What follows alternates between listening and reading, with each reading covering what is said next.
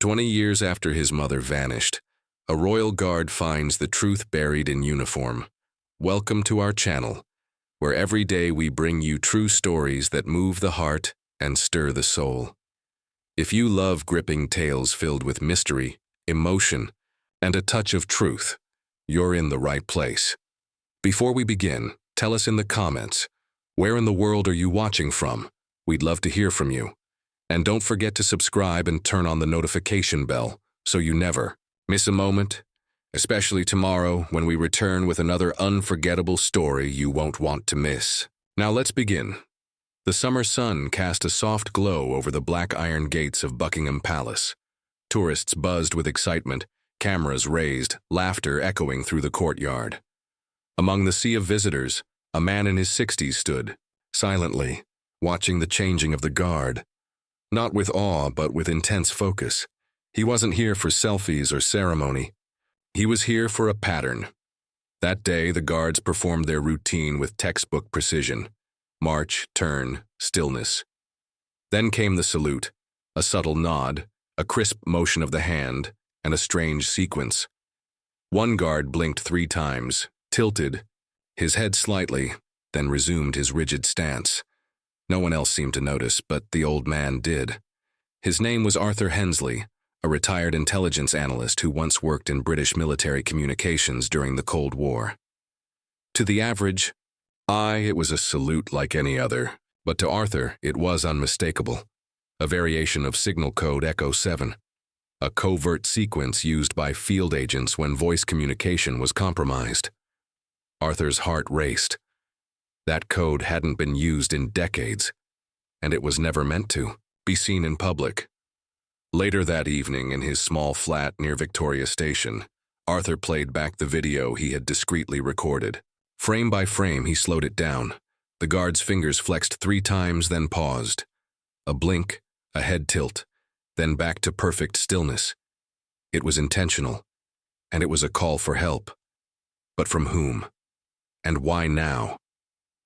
Arthur contacted an old friend, Lena Whitmore, now a mid-level official in the Ministry of Defense. He sent her the clip along with a brief note. Possible active code embedded in ceremonial action. Needs urgent review. Within hours, Lena replied, but not with words, just coordinates and a time. The next morning, they met in a quiet tea house near Whitehall. This code hasn't been used since Operation Nightglass, Lena whispered. Arthur nodded grimly. I know. And that operation ended unresolved. Back in 2004, Operation Nightglass investigated corruption within the royal infrastructure. Allegations of unauthorized arms funding and covert surveillance linked to a shadow network operating beneath the Crown's radar. The files were sealed. Whistleblowers disappeared. One of them, a field agent named Michael Ellison, was never found. Arthur leaned forward.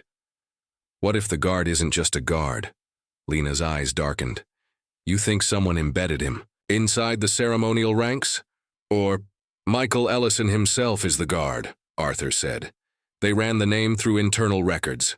The man on duty that day was listed as Thomas Gray, age 35, enlisted in 2011. But when they pulled deeper, no childhood address, no school history, no next of kin. It was a fabricated identity. That night, Arthur returned to the palace grounds. Standing behind the gates, he waited until the last ceremonial march ended. As the guard, Thomas Gray, turned to walk away, Arthur raised a hand to his temple and blinked once, twice, pause, once more. The guard froze. For a split second, his stern expression flickered. Then came the return code. Just a twitch of the kai, and followed by a blink. The message was clear. Acknowledged, monitoring, not safe. Arthur stepped back, heart pounding. Somewhere behind those stone walls, something long buried had begun to stir. Someone was trying to speak, and the world wasn't listening. But Arthur was, and this time he wouldn't let the signal go unanswered. The following morning, Arthur didn't go home. He didn't sleep. He didn't even change out of the jacket he wore the night before. Something had shifted, and for the first time in 2 decades, his instincts were on fire.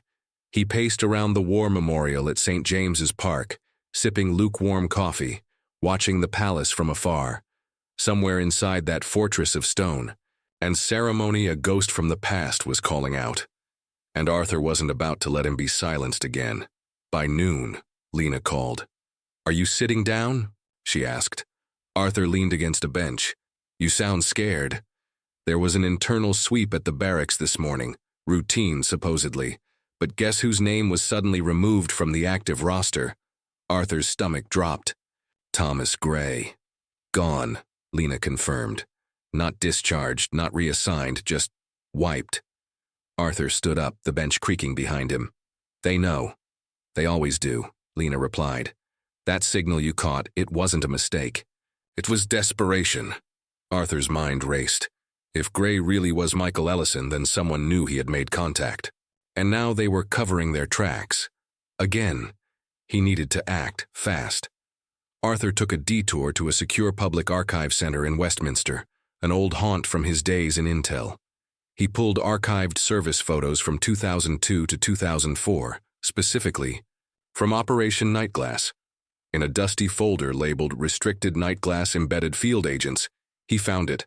Michael Ellison, age 24, last seen in Prague, status, presumed dead. But there, beneath the photo, something odd. A note handwritten in red ink, subject fluent in hand code sequences E7 through E13. Consider compromised. The same code Arthur had spotted in the salute. Michael had used a method only 5 agents had ever been trained in. It was a dead language buried along with a dead mission. Except he wasn't dead. Arthur grabbed the files and tucked them inside his jacket. As he turned the corner to leave, he noticed a black car parked across the street. Same one from yesterday. Tinted windows, engine running. No driver visible. His hands tightened. He wasn't just chasing a story anymore. He was now part of it. That night, Arthur made his move. Disguised in a tourist cap and scarf, he returned to the palace. This time, not for ceremony, but for shadows. Using a contractor badge from his old days, he slipped through a utility entrance during a maintenance shift change. Inside the marble halls of history, every footstep echoed like a cannon. Guards passed without question. His posture and pace were precise. He made his way toward the old West Wing, now mostly closed to the public. There, behind a locked maintenance panel, was a vent, one he remembered crawling through back in 1986, during a failed communications drill. It was tight, dark, and dust-choked. But it still led to the old archive room. Arthur slid inside. He emerged 15 minutes later into a space untouched by time. Shelves of closed files, tapes, sealed evidence. A terminal still hummed with green screen code. He keyed in the clearance. He swore he'd never use again. Nightglass, subsection D. Civilian disappearances folder 12. Michaela Ellison, Michael's mother. She wasn't just a civil servant. She was a whistleblower, and she disappeared in 2004, the same year her son Michael vanished from Prague. Arthur stepped back, chest tightening.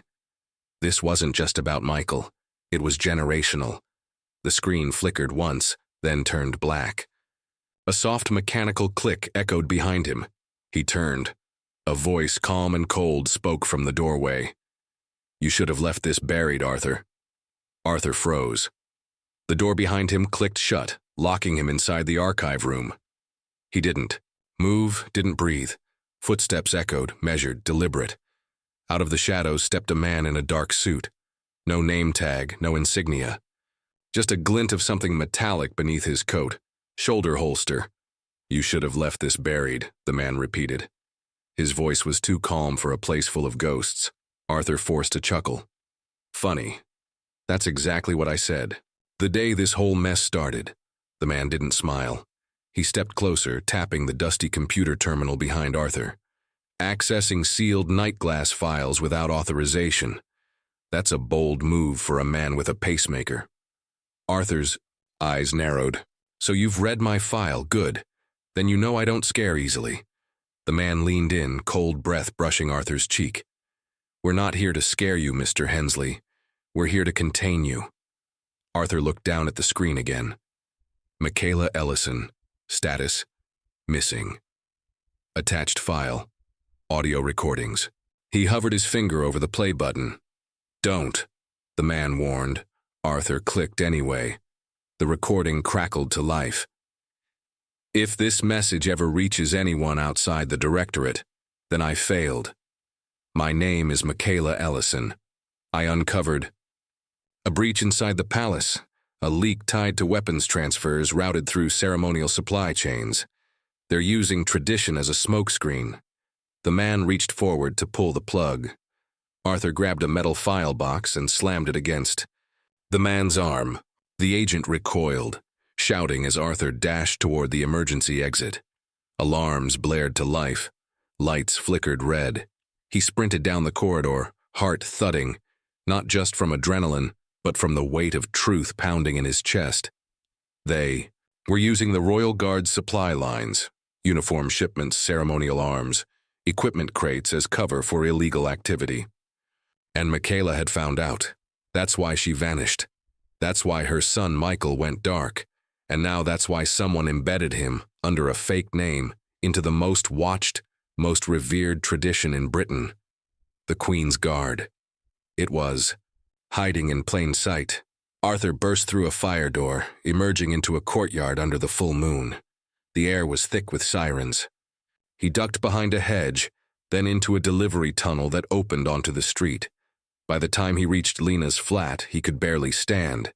She opened the door, took one look at him, and pulled him inside. "Jesus, Arthur," she gasped. "You're bleeding." He looked down. A gash across his forearm he hadn't noticed, but it didn't matter, not now. He dropped the USB on her table, extracted it from the archive terminal, audio, metadata, everything. Michaela wasn't just some analyst. She blew the whistle, and someone deep inside the palace made her disappear. Lena stared at him, pale. "You think they're still active?" "I don't think," Arthur replied. "I know." He glanced at the window. Across the rooftops, the silhouette of the palace rose like a fortress. They embedded her son, Lena. Michael. That guard, Thomas Gray. He's the only reason this truth even made it this far. Lena paced the room, shaking her head. If this gets out, we're looking at international scandal, royal protocol breaches, possibly a war crimes investigation. Then, we'd better move fast, Arthur said. Before they erase him too, Lena turned. What do you mean? Arthur stared out the window. He's the only witness left, and if they find out he tried to signal me, he won't be standing at that gate tomorrow. The room went quiet. Then Lena nodded. I'll get him out. Arthur smiled faintly. For the first time in 20 years, he whispered, we're finally ahead of them. The sun hadn't yet risen over London, but Lena was already in motion. Her flat was dark, curtains drawn, and every device in the room wrapped in foil-lined pouches.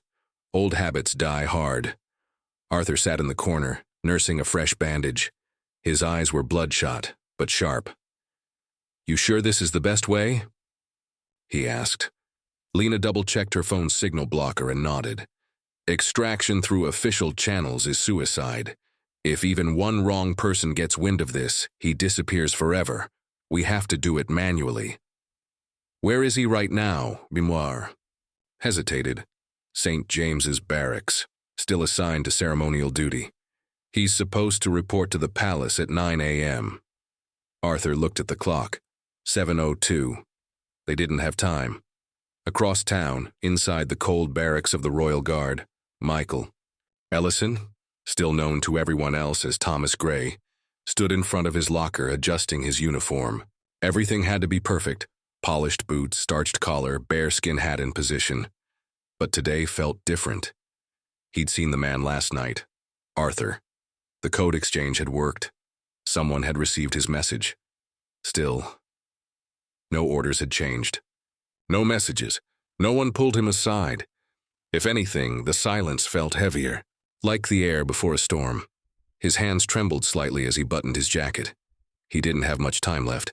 Downstairs, a black SUV rolled into the alley behind the barracks. Lena stepped out, dressed as a low-level logistics officer. She flashed her credentials to the side gate guard. They looked old, but official. "I'm here for an emergency reassignment. Unit 27 Delta, moving gray for internal security screening." The guard checked his clipboard, confused.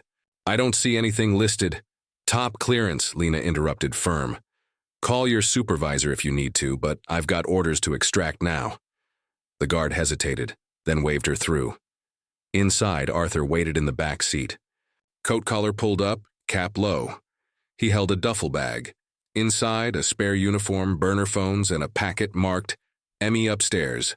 Michael stepped into the hallway and saw two men, unfamiliar, in standard-issue gear, standing near the exit. They weren't guards, they weren't officers, but they were watching him. His pulse spiked. He turned casually, headed toward the back stairwell instead of the main exit. His instincts screamed. By the time he reached the lower level, Lena was waiting. "Michael?" she asked, breath short. He blinked. "How do you know that name?" She handed him a file. "Because your mother gave her life to protect you. And now we're going to finish what she started." He hesitated only a moment, then nodded. But just as they exited the back, "Hallway!" a sharp voice called out. "Hey, you two, stop!" Michael turned. It was one of the men from upstairs, now running full speed toward them. Lena shoved him toward the SUV. "Go!" They sprinted. Arthur swung the back door open. "Move, move, move!" Michael dove into the seat. Lena close behind. The SUV peeled off, tires screeching against cobblestone. Bullets didn't follow, but eyes did. From rooftops, from street corners, from cameras. They were now ghosts in a city filled with watchers. 10 minutes later, the SUV turned into an underground parking garage beneath an abandoned office complex. They'd bought themselves a few hours, maybe less. Inside, Michael finally exhaled. "You're really him," he said to Arthur. "The man from the square." Arthur nodded. "And you're the signal, the last link in a chain they thought was broken." Michael's voice cracked. "I tried to tell them. I tried to send messages for years." "You did good, son," Arthur said softly. "You stayed alive."